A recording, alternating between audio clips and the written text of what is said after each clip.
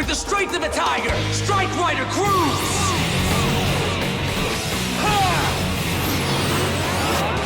Let's ride!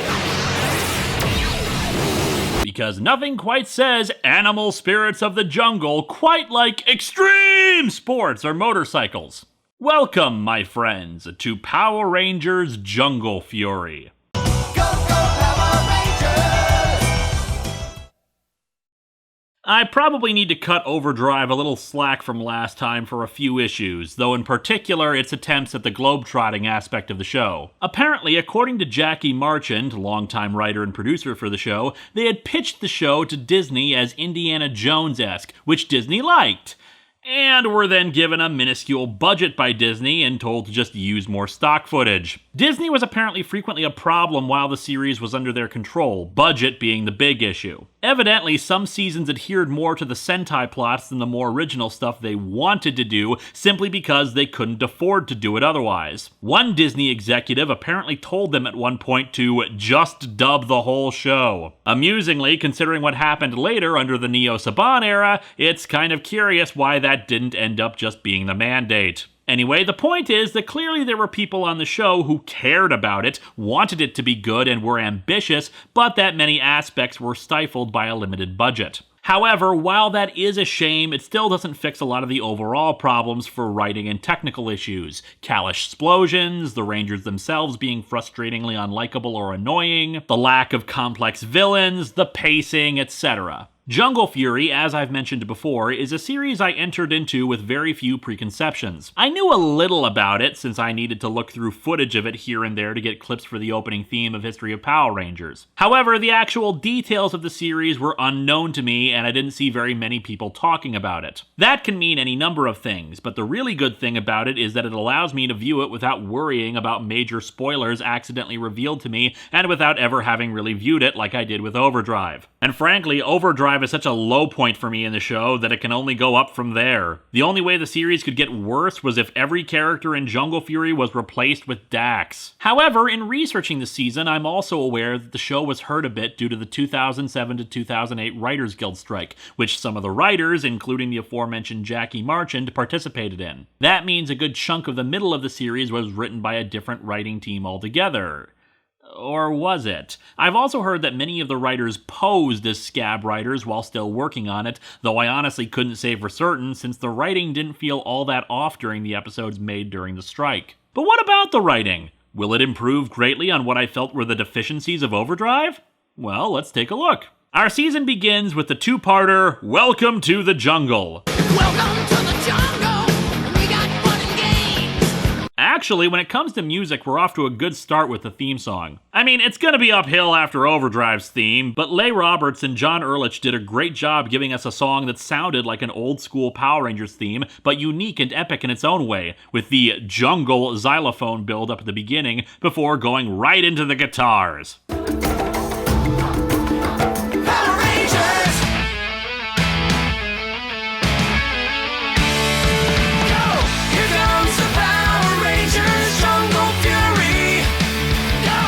Oh yeah, and the titles thing. Bruce Kalish is still executive producer, so his naming quirk I mentioned last time persists. This time with every episode having 4 words in it. I admit, I always prefer longer episode titles in shows to help give them a cooler or more poetic value to them, but again, it's really not necessary to have this when you put in restrictions like this. We are the vision in your dreams.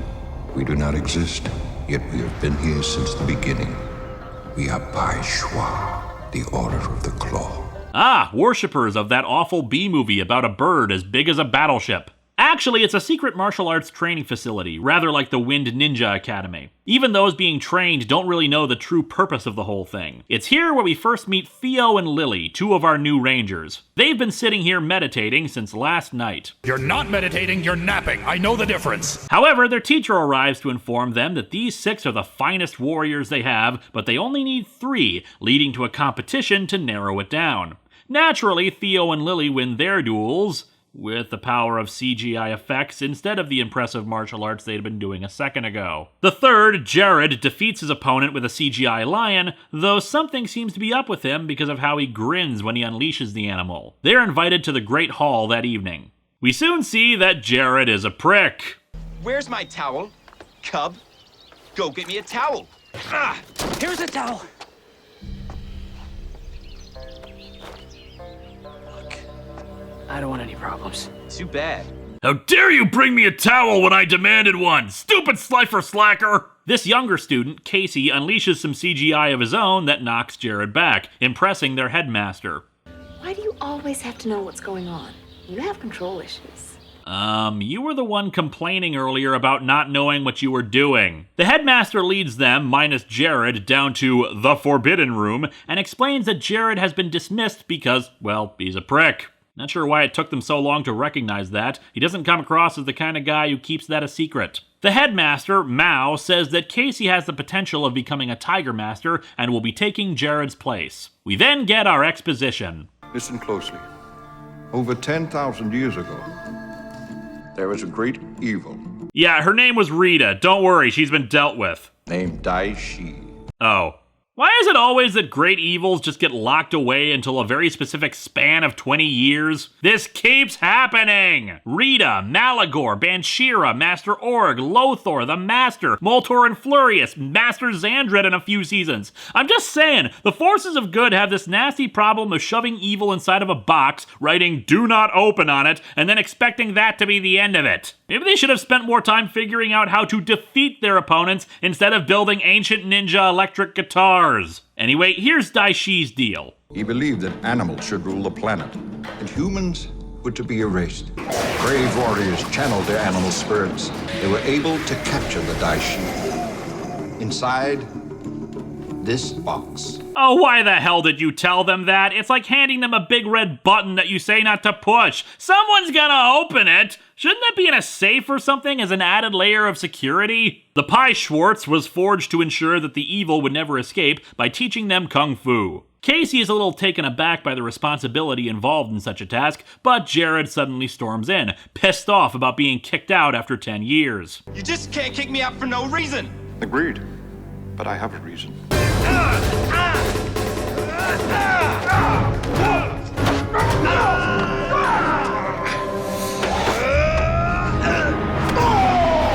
You know, I instantly liked Mao as soon as I saw him, and I think I figured out why. He looks exactly like Shadis from Attack on Titan. Why can't you be more like that majestic stallion John over there? Mao orders Jared to leave, but he's a sore loser and unleashes his CGI on Mao, once again proving the power of glowy animals over wire fu. And because of this, Mao drops the box and Dai Shi is freed. But before I destroy you will be a witness to my destruction of those dear to you. You sound like a majestic fucking eagle! Dai Shi decides to torment Mao by killing the students, Jared making a hasty retreat, but Mao tries to intervene, forcing Dai Shi to smack him around some more. With Mao defeated, the three are no longer worth his time and he leaves the Forbidden Room. Mao's not doing too hot after this. Shed no tears. There are important things to do. Go to this address in Ocean Bluff. There you'll meet your new master. We don't want a new master. Remember the first rule I told you. Don't be attached to the master, but to the lesson. Casey once more says they've got the wrong guy with him, but Mao says they're the world's only chance before he becomes one with the Force or something. While Jared flees, having had the time to change clothes and pack, Dai Shi goes all Evil Dead on him and attacks him in the woods. The three trainees find that the address given to them is to a pizza parlor in the nearby city of Ocean Bluff. In a quick bit of racist assumptions, the three assume a nearby Asian guy is their new master, but he has no idea what the hell they're talking about. They meet RJ, the owner of the place, with dough on his head. Theo wants to bail, but the others are hungry anyway, so decide to stay. Dai Shi returns to a temple where he was first captured and performs a ritual to summon his foot soldiers, the Rinshi. He transforms one of them into a mantis, an upgraded form, and summons a general from the wall, Camille. Dai Shi, what a magnificent new look you have. And hey, she's got the bondage gear already. After the three students finish their pizzas, RJ suggests that if they're looking for their master, they should work at the pizza place until he shows up. Lily thinks it's a good idea since they have to live in the real world now and will need money, making me wonder why the hell they haven't informed anyone else at the school what's happened. or how they even got inducted into this school. What was the sales pitch to the parents? Come stay at our school for over a decade learning Kung Fu, someday even summoning CGI animals to attack your teachers and help unleash evil. Hearing a disturbance outside, they run off to find the Rinchi bouncing up and down like Chinese vampires, which I'm guessing they're actually supposed to be given their looks. So we have a member of PETA as our main villain using Chinese vampires as his foot soldiers. Well, of course. Casey is reluctant to go, but Theo says that if he's going to be a member of the team, he should come along. They confront the Rinchi, but true to tradition at this point, are eventually overwhelmed by superior numbers. The Mantis transforms into a more monstrous form just to kick their asses some more. However, before it can finish them off, RJ intervenes. I think it's time for your first lesson. Can't judge a book by its cover. Of course, it all makes sense! Evil pizzas may not be a match for a simple stoplight, but we can harness the power of pizza for good! RJ easily handles the Rinchi and then uses his CGI blasts against the Mantis, reverting it back to its red-cloaked form. Naturally, Daishi is pissed about his failure, ordering him and Camille to go and do it better this time. Camille even takes on a more monstrous form herself. Our heroes return to the pizza parlor and meet Fran, a hyperactive customer who sometimes helps out RJ. I love pizza. All the toppings and the smell and the taste. I like spaghetti as well, you know, the sauce and the meatballs and I also breathe, Fran. Aw, the poor girl's going through her first fetish. After sending her away, RJ brings them to a large back room that contains training equipment, a basketball hoop, and a jukebox. Everything is yours, except that chair. My chair. It's mine. It's off limits. Got it?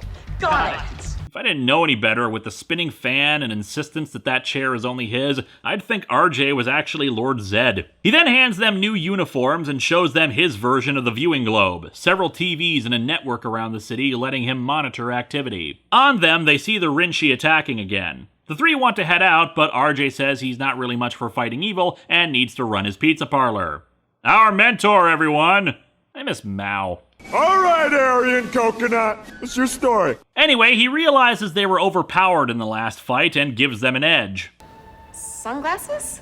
They're not just sunglasses. They're solar morphers. Do you ever hear of the Power Rangers? Yeah, who hasn't? Several previous teams, surprisingly enough. Power Rangers aren't part of the Order of the Claw, but I figured we needed everything we could get to fight the Daishi. Initially, I thought he didn't build the morphers himself, but later we learn RJ is actually technically proficient. So I knew this guy who knew this other guy who had an uncle who had a connection. Anyway, he tapped into the morphing grid and voila. Maybe connections to Hartford? After all, we saw he had access to the morphing grid and that he could create new Rangers. Although that seems unlikely given that these are morphers unlike any other we've had before. Which brings up something that I have heard people complain about with this season, the sunglasses thing. The original Sentai did not use sunglasses. It was purely an American invention. Some people are upset by this because the original morphers were fine and it seems like the show was trying too hard to be cool by making them sunglasses. Me personally, I'm all for it. As we continue through the series, one thing that you appreciate about these seasons before the Neo Saban era is that they're willing to invent their own things, try original ideas unique to Power Rangers instead of just copying the Sentai note for note, whether it makes sense to or not. But that's a discussion for another day. Instead, I just appreciate that they're much more inconspicuous than other morphers and that they're not just yet another cell phone morpher. Once you activate them, all the knowledge that comes with them will be instantaneously entered into your cellular makeup. What is it with mentors wanting to screw with the DNA of their Rangers? Anyway, with morphers now in hand, the three run off to confront Camille and the Rinchi. Ready! Jungle Beast! Spirit Unleashed! With the speed of a cheetah! Jungle Fury, Yellow Ranger! With the stealth of a jaguar! Jungle Fury Blue Ranger! Badass. I love the little kata while they morph to build on the kung fu stuff, and the morphing sequence builds on the animal spirit idea, though no idea where they got the name Jungle Fury from. Or did RJ program that into the morphers? Anyway, Casey's turn. Spirit Unleashed! Oh. Whoops. Well, while Casey stews in his failure, let's talk about the Jungle Fury outfits. I like him. The lack of a belt is weird at first, but it honestly fits with the general martial arts and animal motif the season is going for. Hell, we can build on that with the fact that RJ has cobbled together these morphers and powers. Either they're incomplete, or he designed them to aesthetically match the fighting they would have to do anyway without the restraint of the belt. That being said, Theo's is slightly more irksome to me. There's something about the black patterns along the side, something about the trapezoidal shapes make it seem more like a tracksuit, or at least more artificial than the others. And yes, I know that's an odd statement regarding outfits that are indeed, well, artificial. It's just that it doesn't flow as well as the others. One other thing that is kind of iffy is the neck. The only other white on the outfit is the outline of the patterns. It should have been black or their respective colors to better match up with it. As we enter part 2, Casey is finally able to morph when he spots Fran being menaced by the monster. He does pretty well too, kicking its ass pretty effectively. At first it looks like he destroys it, but the monster survives and proclaims that it's gathering people's fear, something they had been doing earlier, and uses the energy from that fear to make itself grow. Before it can stomp on the Rangers, an orange spirit appears and tackles the monster. It's Master Mao, who teleports them after the monster is blown away. Well, sweet Pacific Rim job! Man, Force Ghosts and Power Rangers can kick serious ass. Master Mao, I thought you were gone forever. Spirit of a Pai Shui can never be destroyed. Oh, so maybe that's the deal with the Sentinel Knight. He was a Pai Shimmy or whatever. Mao also explains that the monster was able to grow because it mastered a level of battle technique, and that they'll have to master it themselves if they want to fight Daishi. RJ tells the Rangers they're not ready for the grow really huge technique yet. He also hands them their personal weapons. Theo gets tonfas, Lily a bow staff, and Casey nunchaku. Unfortunately, while the others have had all their weapons training, Casey is still a newbie. RJ refuses to teach them more unless they're all on the same level. Just because Casey's a cub doesn't mean we should be held back in our training. It's not fair. Hello? I'm standing right here. I don't mean to sound harsh, but that's just the way it is. Theo's got a good point. The threat before them is immediate. Daishi is not going to sit on his ass and wait for Casey to get up to speed. It may not be fair, but it's a pragmatism standpoint. Casey isn't ready and is not going to be ready for a while. You need to focus on the here and now while getting him prepared. However, RJ argues it's a matter of teamwork. They need to all be together if they're going to succeed, using a metaphor of a stool with 3 legs. One leg is removed and the whole thing falls over. Later, the three are working in the restaurant, and Theo sees Casey effortlessly tossing pizza dough. He's irritated that he seems so good at this, yet has had trouble with his weapons. Lily gives him a light reminder that he used to suck too, and he needed Master Mao to teach him how to properly use his weapons. Look at you, Jagger! You're all loose and tight at the same time. As Theo takes Casey back to train, RJ hires Fran on board. And hey, I'm sure this training will go well.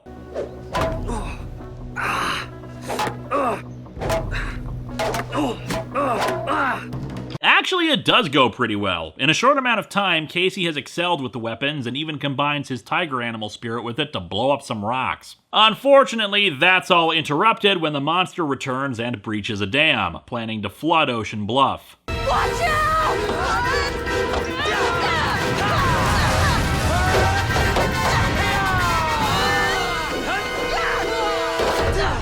Camille confronts the Rangers to stop them from attacking the monster, revealing that she's a chameleon and able to alter her appearance at will. The Rangers morph and fight the Rinchi, revealing their individual weapons. Like the Zords, I don't usually talk about them that much because they start to blend into each other after a while, especially when they repeat certain patterns and motifs over and over, but this season is rather cool in that they're actually using stylized martial arts weapons, the aforementioned tonfas, bow staff, and nunchaku. It's always appreciated when they do something different instead of just sword, axe, and portable fan. RJ contacts them and lets them know that they do know the growth technique, they just don't realize they do, reminding them of their team. This leads to them jumping to the conclusion that Lily is the heart of the team, Theo the brains, and Casey the strength. By summoning their animal spirits and combining them, they're able to form the Jungle Pride Megazord. And this one actually is meant to be an extension of themselves, so it's piloted G-Gundam style, with them making martial arts movements inside of it instead of having a control console. And then Camille regurgitates an annoying fly thing named Flit that provides unnecessary commentary on the battle.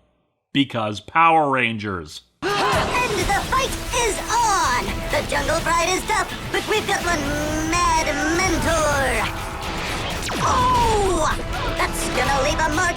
Anyway, the monster is destroyed, and Daishi turns around to reveal that he's possessed Jared! Dun dun dun! We already knew that. Why did you try to make that a twist when we already saw him become possessed? Anyway, Welcome to the Jungle is average. It's not bad at all. The three rangers are likable in their own right, and none of them are annoying or grate on you. RJ is a very charming, different sort of mentor than we've had before, acting simultaneously like a surfer dude while also actually having wisdom and skill. It's actually rather refreshing after having so many serious mentors for so long to just have one who seems to be at a natural peace with his surroundings. The story comes across very similar to the beginning of Ninja Storm, martial arts students having to deal with a returning evil. Unlike that opener though, this one has more plot holes. What happened to all the other Pow Bazinga students and teachers at the academy? I mean, sure, RJ isn't going to have more than the three morphers, but you can imagine the other students and teachers would be extremely helpful against Daishi regardless. How come Fran doesn't realize Casey is a Power Ranger when she was right in front of him when he morphed? For that matter, why not include her in all this stuff? She admits herself she has little social life and could probably be more helpful in general, and she's not likely to blab about it to people. Also,